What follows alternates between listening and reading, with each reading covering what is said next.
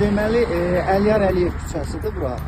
Bir absurd məqamı göstərir, amma Asparking ümumiyyətlə xalqı bezdirib, yəni hər kəs Asparkingdən narazıdır. Deməli, bir nüansa diqqət çəkmək istəyirəm. Burada görürsünüz də Asparkingin lövhəsi quraşdırılıb, amma bir şey göstərir ki, burada Araz marketdir, digər yerlərdir ki, obyektlər var da. Yəni, təbii ki, burada yola heç bir, yəni digər tərəfdəkilər deyək mənim burada, amma yolun tam sağ hissəsində mağazaların qarşısında avtomobillər dayanması üçün yerdir. Burada gətirib nişan çəkiblər.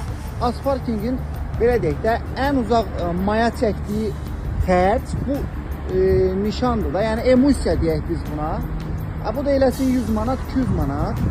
Amma vətəndaş gəlib Araz marketdən alış-veriş eləmək istəyəndə 15 dəqiqədən çox çəkir də təbii ki. Və buna görə də əlavə pul ödəməlidir, rüsum ödəməlidir.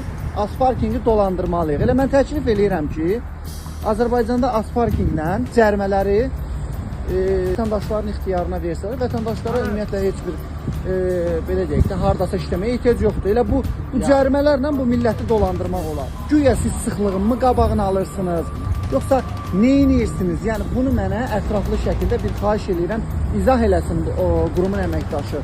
Baxın, cəmaatın mağazasıdır. Mağazanın qarşısını eləyirlər Asparking. Niyə? Vətəndaş niyə pul ödəməlidir? Əliyar Əliyev küçəsidir, ətraflı göstərirəm. Buranı da eləyiblər Asparking.